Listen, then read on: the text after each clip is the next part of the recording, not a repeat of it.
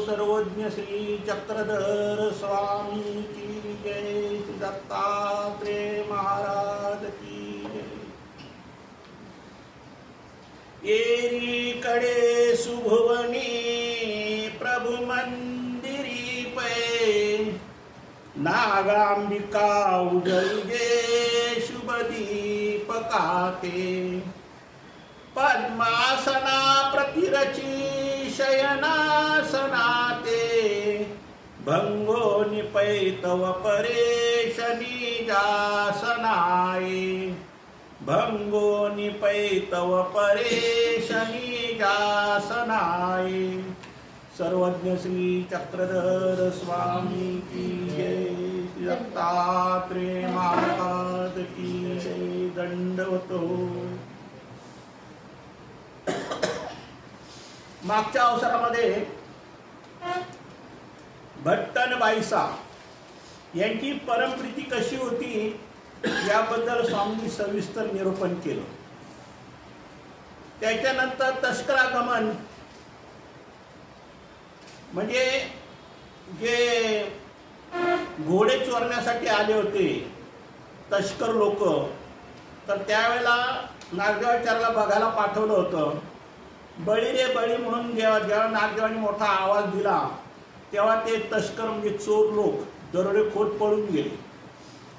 त्याच्यानंतर शरभंजनी देमतीला ते शर म्हणजे बाण सापडला होता। त्या बाणावरून स्वामींनी निरूपण केलं की निमित्त कोणाला हिंसेला निमित्त सुद्धा होऊ नये। आपण घेई त्या नरक देई त्या नरक जो करी त्या नरक असे अनेक प्रकारचे नरक सांगितले। म्हणजे कोण कशाला नरकाला निमित्त होतं हिंसेमुळं त्याच्यावर एक निरूपण केलं। आता त्याच्यातून जो राहिलेला पुढचा भाग आहे तो आपल्याला आता या पुढच्या व्हिडिओमध्ये समजेल। ईश्वरापैकीच्या वेदधारका वेदवंतापासून ते ईश्वरापर्यंत कोणत्याही पात्राचे ते हनन घडले तरी हिंसकाला नित्य नरकाचे फळ भोगावे लागते। म्हणजे देव काय म्हणतात की एखाद्या परमेश्वराच्या ठिकाणी हिंसा घडते, म्हणजे परमेश्वराच्या ठिकाणी सुद्धा काही असे जीव आहेत की हत्यार उचलतात म्हणजे मारायला धावतात, किंवा वेदवंत बोधवंत किंवा एखादा ज्ञानी असं कोणी जर असला आणि अशा ठिकाणी जर त्याला समजा हिंसा घडली यदा कदाचित तर त्याला नित्य नरक होतात। नित्य नरक म्हणजे एक सृष्टीपर्यंत त्याला नरकामध्ये लोळावं लागते। लय भयानक नरक असते। तर हे नरकाचं भयानक दुःख हे ईश्वर हननादिवाल्याला घडते। त्याच्यानंतर त्याच्यामध्ये प्रकार सांगितले की कोणाकोणा ठिकाणी नित्य नरक घडतात। आता काही जीवांना असं आहे की मायेच्या ठिकाणी सुद्धा हिंसा घडते, काही देवतेच्या ठिकाणी घडते, काही जीवाला ज्ञान विग्रह अज्ञान विग्रह शापदग्ध विग्रह अशा विग्रहाच्या ठिकाणी हिंसा घडते। तर अशाला सुद्धा 1-1 लाखापर्यंत त्यांना जडत्वाचे नरक भोगावे लागतात। म्हणजे हे नित्य नरकाचे प्रकार सांगतात। अत्यंत दुःखमय फळ भोगविले जाते, ते फळ पूर्णतः दुःखमय असून सृष्टी अंतरापर्यंत जीवाला भोगावे लागते। जसं नित्य नरक हे सृष्टी अंतापर्यंत म्हणजे जो ईश्वराचा हनन करतो त्याला एक सृष्टीपर्यंत नित्य नरकामध्ये दुःख भोगावं लागतं। आता मनुष्याच्या ठिकाणी हिंसा झाल्यावर किंवा देवतेच्या ठिकाणी हिंसा झाल्यावर किंवा ज्ञान विग्रह अज्ञान विग्रह किंवा थोपे देवतेचे 9 थोपे त्यातले मायेपासून कैलास वैकुंठापर्यंत जे थोपे 5 थोपे त्यांना नित्य नरक वेगळं आहे। आणि तिथून नंतर कर्मभूमी अष्टजीवनी अंतराळ या 3 ठिकाणचे जे आहेत त्यांचे नित्य नरक वेगळे आहेत। ते आता पुढे आपल्याला स्वामी सांगतायत। मनुष्याची हिंसा केल्याने ज्याची हिंसा झाली त्याला आणि हिंसकाला असं दोघांनाही अष्टग्रह प्रतदेह रौरव अंतिक आणि चौकडी आणि जडत्व म्हणजे असे 13 प्रकारचे नरक होतात। कुणाला मनुष्य द्या म्हणजे एका माणसाने दुसऱ्या माणसाची जरी हिंसा केली तर दोघांनाही 13 भेदी नरक होतात। प्रेतत्व जडत्व अंतिक रौरव आणि चौकडी हे 5 प्रकार झाले। पण भूत योनीचे 8 प्रकार आहेत. असे 8 × 5 13 प्रकारात त्याला. आणि शिवाय युगाप्रमाणे त्याला नित्य नरक आहे, म्हणजे जडत्वाचे नरक आहेत. युगाप्रमाणे म्हणजे समजा पृथ्वीयुगात जर 1,00,000 वर्षाचं आयुष्य असलं तर त्याला 10,00,000 वर्ष नित्य नरक आहे. जास्त करून हिंसा ही त्रेता, द्वापारात आणि कलियुगामध्ये जास्त घडते. तर त्रेतामध्ये आयुष्य किती? 10,000 वर्षाचं आयुष्य आहे, त्याला 1,00,000 वर्षाचं जडत्वाचं नरक आहे. द्वापारयुगात 1,000 वर्षाचं आयुष्य आहे, त्याला 10,000 वर्षाचं नरक आहे. आणि कलियुगात 100 वर्षाचं आयुष्य आहे, त्याला 1,000 वर्षापर्यंत नित्य नरक आहे. म्हणजे असे हे जडत्व आहे. तर असे जडत्वाचे 3 युगाचे 3 प्रकार आहेत. आता पुढे देव काय सांगतात पहा. असे 13 प्रकारचे नरक भोगावे लागतात, परंतु त्यात इतर 12 प्रकारचे नरक जडत्वाच्या मानाने किरकोळ आहेत. प्रमुख म्हणजे जडत्वाचे नरक. आता हे 12 नरकपेक्षा जडत्वाचं नरक हा सगळ्यात जास्त दुःखदायक आहे. आणि त्या दुःखाला विलंबन खूप आहे, म्हणजे त्याचा काळही खूप मोठा आहे. अत्यंत दुःखदायक असते. या जीवाला जड परमाणूच्या आत यक्षणी मळा दृश्य वेटोळ्यात घालून तेथे संचारी दुःख भोगविले जाते. आता त्या दुःखाचा प्रकार कसा आहे? जसं एखादं झाड असतं किंवा वेल असतो, त्या वेलाला असं वेटोळा देतात, तसं या जीवाला एक प्रकारचा असं वेटोळा देऊन जडत्वात, म्हणजे याला आपण म्हणतो ना दगड, माती, वीट, लाकूड अशा अनेक जड वस्तू असतात. त्या अनेक जड वस्तूमध्ये त्या जीवाला काय करतात? जडत्वाचं नरक दुःख भोगण्यासाठी ती देवता त्या जीवाला संपादकत्व करते. ते त्या युगातील मनुष्याच्या आयुष्य मर्यादेच्या 10 पट काळापर्यंत जडत्वाचे दुःख जीवाला भोगावे लागते. मला मी आता सांगितलं ना का 10 पट. त्रेतायुगात 1000 असलं तर त्याला 10,000, द्वापारात 1000 असलं तर त्याला 1000, 10,000 असलं तर 1000, आणि कलियुगात 100 असलं तर 1000. म्हणजे प्रत्येक युगानुसार 10 पटीने ते जडत्वाचं नरक दुःख ती देवता भोगवून घेते. पात्र भेदानुसार जडत्वाच्या नरक फळाची मर्यादा वाढत जाते. तर मनुष्याच्या रूपात वावरत असलेल्या देवता विग्रहांची अथवा देवतेच्या विद्यावंतेची हत्या घडली तर ते विश्वेपासून ब्रह्मादिकाच्या ज्ञान विग्रहाची किंवा विद्यावंताची जर हत्या घडली तर त्याला 10,00,000 वर्ष जडत्वाचं नरक आहे. बघा, आता तुम्हाला मी मागे निर्णय सांगितला. कोणता निर्णय सांगितला? विश्वदेवता, नंतर अष्टभैरव देवता, नंतर क्षीराब्दी देवता आणि नंतर कैलास वैकुंठ देवता. हे 4 थोवे. तर ह्या 4 थोव्यात ज्यावेळी ती देवता मनुष्य देह धारण करते, म्हणजे व्यक्त होते, अव्यक्तातून व्यक्त होते, किंवा त्यांची काय ज्ञान विग्रह, अज्ञान विग्रह, शापदग्ध विग्रह असतील, अशा विग्रहाच्या ठिकाणी आणि देवतेच्या ठिकाणी जर हत्या घडली तर त्याला 10,00,000 वर्षापर्यंत जडत्वाचं नरक भोगावं लागतं.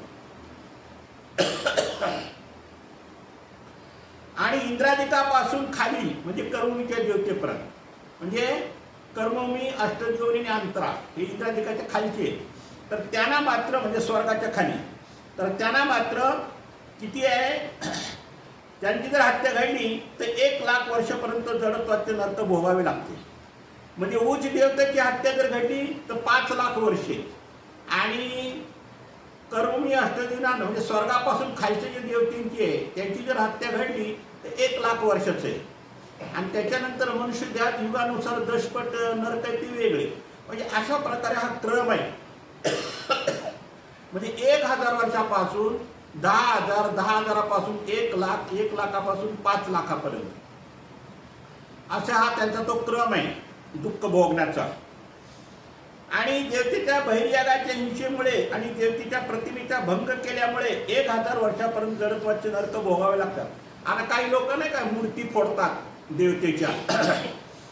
तर असे काही देवतेची जे मूर्ती फोडणारी जी लोक असतात, जसं पूर्वी आपल्यामध्ये परकीय लोकांनी जसं आपल्यामध्ये भारतात प्रवेश केला आणि देवी देवतेच्या मूर्ती फोडल्या, तर अशा लोकांना 1,000 वर्षाचं जडत्वाचं नरक दुःख भोगावं लागते.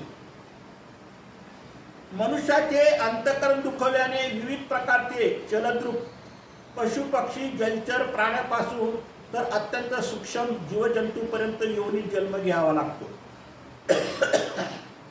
आता हा हिंसेचा कुठपर्यंत आला, आपण मनुष्यापर्यंत आलो. म्हणजे मनुष्याच्या हननापर्यंत ज्यावेळी काही हिंसा घडते त्याला जडत्वाची नरक होतात.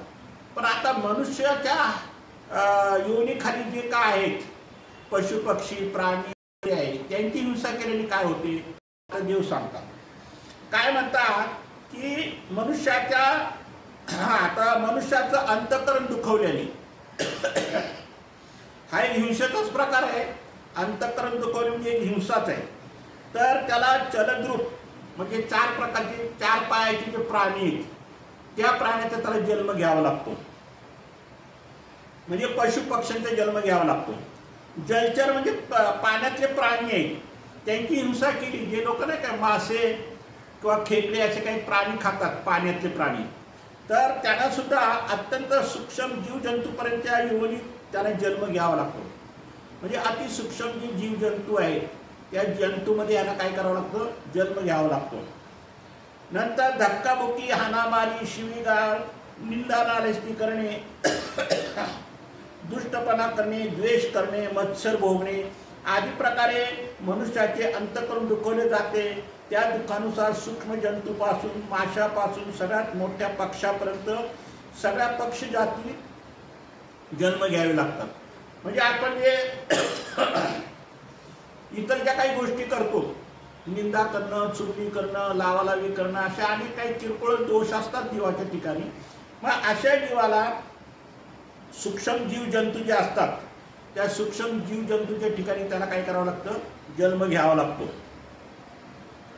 किंवा पक्ष्यांच्या जाती आहेत. आता हजारो पक्षी आहेत तर हजारो वेगवेगळ्या पक्ष्यांमध्ये त्याला जन्म घ्यावा लागतो. ते मगरीपर्यंत म्हणजे विरोळापासून, जो विरोळा म्हणतो ना आपण, सापासारखे लांबडी किडे असतात त्याच्यापासून ते मगरीपर्यंत किंवा ही जलचर किंवा मुंगीसारख्या चतुष्पदापासून ते हत्तीपर्यंत सगळे चलद्रूप प्राण्याचे लेप लागतात. मग त्याला हत्तीचे लेप आहेत, चलद्रूप म्हणजे 4 पायाचे प्राणी, ते असे अनेक प्रकारचे जलचरातले म्हणा किंवा चतुष्पदे 4 पायाचे प्राणी म्हणा, अशा अनेक प्रकारचे त्याला जन्म घ्यावे लागतात. मनुष्याखाली सर्व योनी या नरक योनी असतात. त्या योनीचे नरक फळे भोगवले जाते. आता मनुष्याखाली हे सगळी नरक फळच आहेत. म्हणजे पशु पक्षाचा जन्म घेणं हा एक नरक फळच आहे. जलचर म्हणजे पाण्यातले जीवजंतू आहेत, मासे वगैरे, ते नरकच आहेत. नंतर 4 पायाचे प्राणी आहेत ते नरकच आहेत. म्हणजे मनुष्याच्या खालचे जेवढे योनी आहेत 84 लाख नरक योनी, हे सगळं नरकामध्येच मोडलं जातं.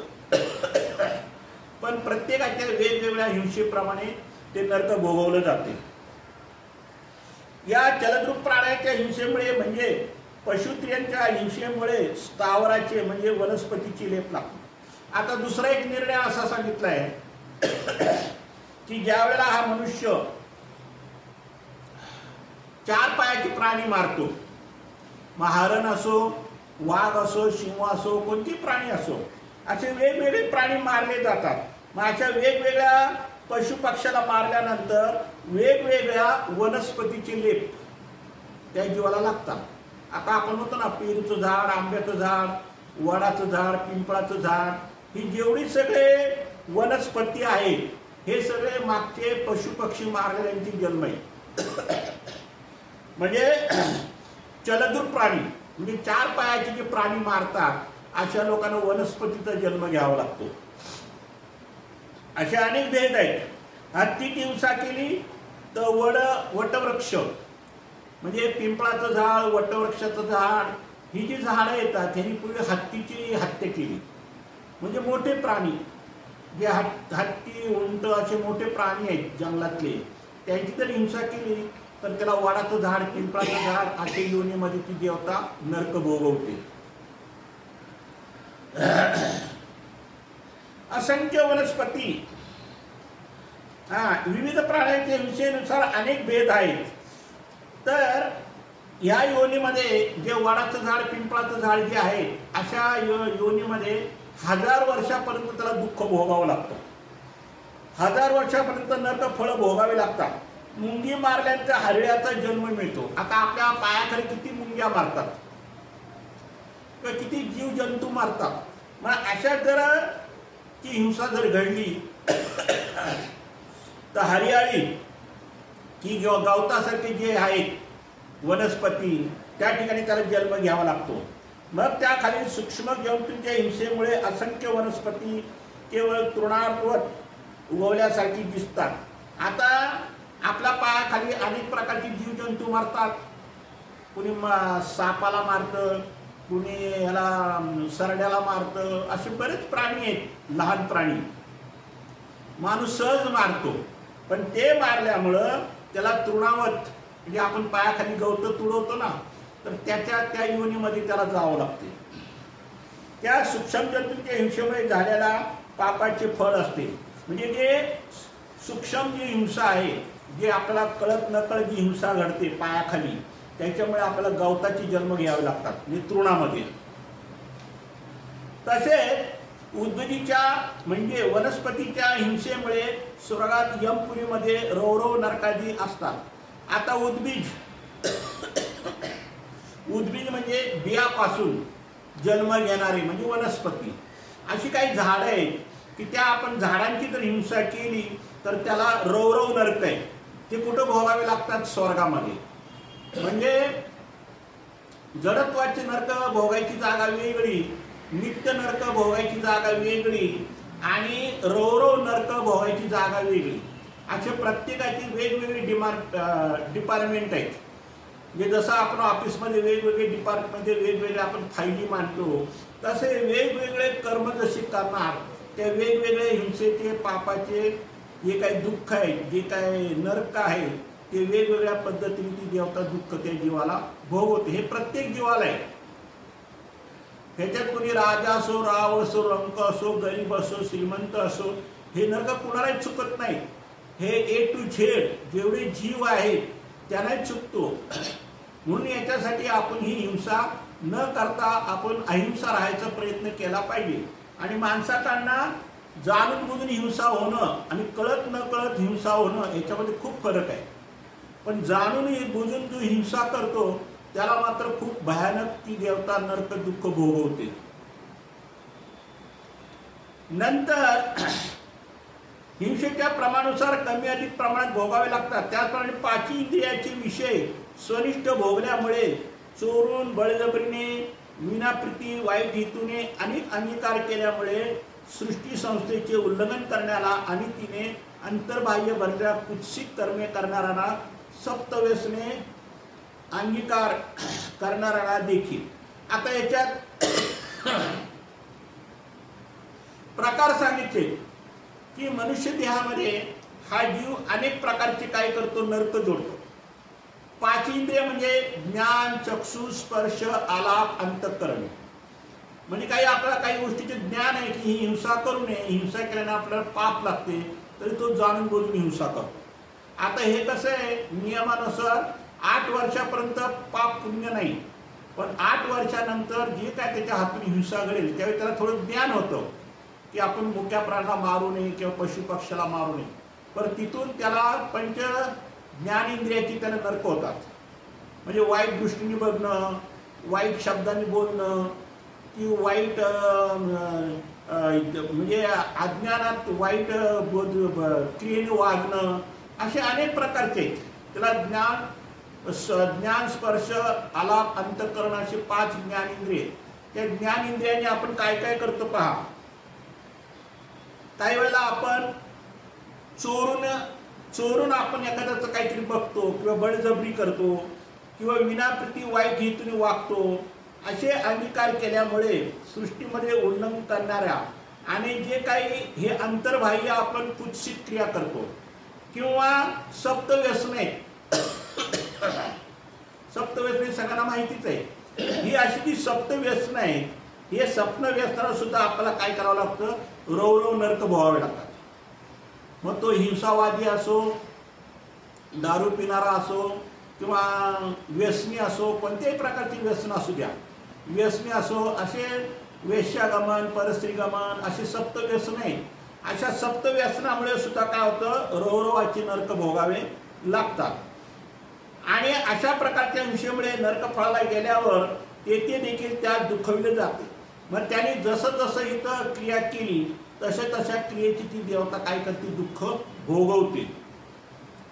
देहाभिमानी देवता अवांतर दुःख भोगवते. आम्ही हिंसेमुळे प्राप्त होणाऱ्या नरकफळाचे निरूपण केल्यानंतर देमाईसाला मानवलं, देमती इतके अनिष्ट ज्या योगी निफसते ते शस्त्र तुम्ही खुशाल देऊन टाकले. म्हणजे तिला जे काही बाण मिळाला होता तो बाण त्या सेवकांना परतीने नेऊन दिला, त्या शिपायांना देमाईसाने.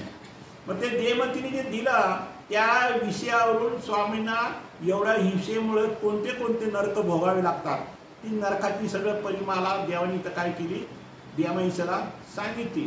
आणि देव काय म्हणतात तिला की देमती इतके अनिष्ट ज्या जोगी निफसते ते शस्त्र तुम्ही खुशाल देऊन टाकले.